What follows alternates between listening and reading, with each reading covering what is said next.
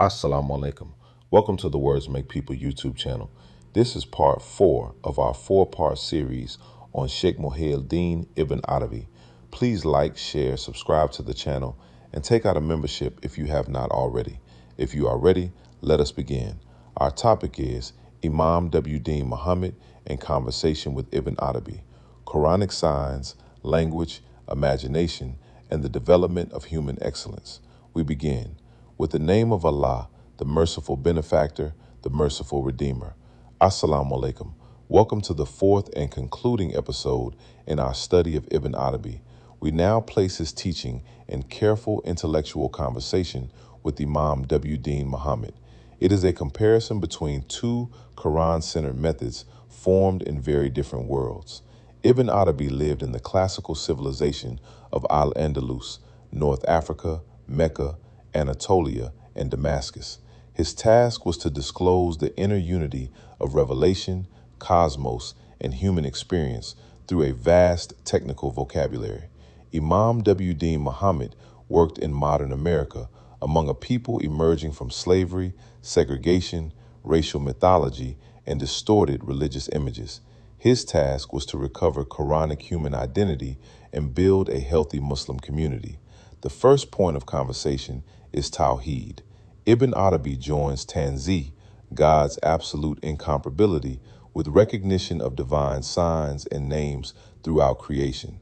The essence is never contained by an image, yet the world continually points beyond itself. Imam W. Deen Mohammed likewise defended divine transcendence against every human image of God. His reform rejected the doctrine that God appeared as a man and challenged racial images of divinity that damaged both African American self-understanding and the moral imagination of the wider society. Placed together, they expose two opposite errors. One confines God within a human form. The other imagines that divine transcendence makes creation meaningless. Ibn Arabi says, the signs disclose without containing. Imam Muhammad says, the human image must be removed so that revelation can restore the natural human mind. The second conversation concerns Quranic language. Ibn Arabi reads the Quran as an inexhaustible ocean of signs. A verse possesses a stable, revealed form while opening dimensions appropriate to different states, questions, and levels of understanding. Interpretation should disclose relationships without violating the language or the Sharia. Imam W. Deen Mohammed also emphasized the language, logic, signs, and parables of the Quran. He asked his students to think beyond inherited religious slogans and examine how Quranic words address human nature, social development, history, and the processes of mind. His statement that man respects what respects his intelligence summarizes an important principle. Religion should awaken the intellect rather than demand its humiliation.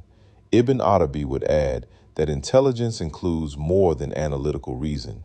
The Quran addresses imagination through stories, symbols, ritual forms, and descriptions of the unseen. Imam Muhammad would answer that symbols must be interpreted in a way that supports natural human development and does not imprison people within mythology. This produces a fruitful balance. Reason without imagination may flatten revelation into abstraction. Imagination without disciplined reasoning may turn metaphor into superstition. Together, the two teachers direct us toward an intelligence capable of reading both language and symbol. The third point is human nature. Ibn Arabi describes the human being as uniquely capable of receiving the comprehensive range of divine names. Human completeness appears when this capacity is balanced under servitude to Allah. The complete human being is not God. The complete human being is the mature servant.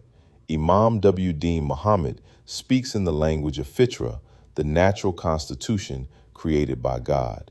Revelation calls the human being back from artificial identity, racial inferiority, false superiority, and social conditioning. Human excellence grows when the intellect, conscience, productive ability, family life, and community responsibility are restored. Their vocabularies differ, but the meeting point is powerful. Ibn Arabi explains the spiritual range of human receptivity. Imam Muhammad explains how revelation rehabilitates that capacity under concrete historical conditions. One offers a metaphysics of human completeness. The other demonstrates a program of human and community development. The fourth conversation concerns zikr. For Ibn Arabi, every faculty should remember Allah, the tongue through recitation, the heart through presence, the intellect through recognition, and the limbs through obedience. The divine names are not merely repeated sounds, they educate perception and character. In a 1999 explanation, Imam W.D. Mohammed describes zikr as recalling the names of God and thinking upon them again, because renewed thought may disclose what was not previously seen. This definition stands remarkably close to an Akbarian insight. A divine name is inexhaustible, while every human reception is limited. The fifth point is interpretation of the world. Ibn Arabi sees the cosmos as ayat, signs. Every creature discloses relationships without becoming the creator. Imam Muhammad consistently read natural processes, human development, social history, and ordinary language as signs that help the Qur'an address real life. Yet their styles differ. Ibn Arabi builds a complex metaphysical architecture. Imam Muhammad usually returns interpretation to accessible human logic, community usefulness, and moral development. He would likely ask whether a metaphysical explanation respects the intelligence and produces healthy life. Ibn Arabi would ask whether a purely social explanation has recognized the invisible meanings disclosed through the form. The sixth conversation concerns religious diversity.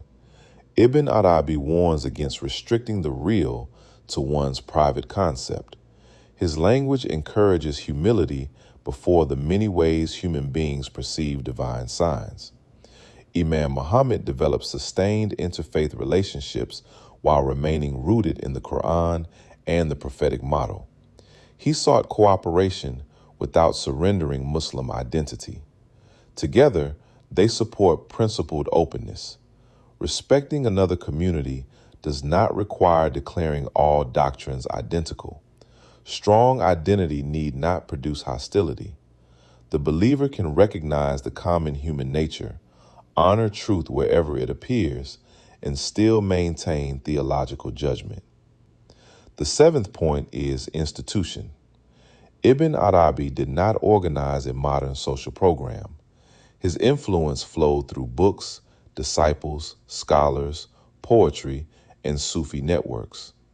Imam Muhammad emphasized masajid, schools, business, journalism, civic responsibility, family development, and the group intellect. Here, Imam Muhammad extends the conversation from the complete individual to the complete community. Spiritual insight must help create environments that protect dignity, educate children, produce lawful wealth, and cooperate for the common good. Ibn Arabi reminds the institution that its visible structure should remain transparent to divine purpose. Imam Muhammad reminds the mystic that insight must become civilization. A responsible synthesis would not label Imam W.D. Muhammad an Akbarian sheikh or force Ibn Arabi into a modern American program. It would join divine transcendence with intelligent reading of signs, imagination with Quranic logic, the complete human being with fitra, remembrance with renewed thought, metaphysical humility with institutional responsibility, and spiritual openness with clear Muslim identity. Both teachers must be read as complete bodies of thought rather than collections of dramatic phrases. Together, Ibn Arabi and Imam W.D. Muhammad call us toward believers whose hearts are receptive, whose minds are active, whose imagination is disciplined, whose worship is sincere, and whose community life reflects mercy, intelligence, dignity, and justice. May Allah free us from false images, deepen our reading of His signs, and make our knowledge productive of human excellence.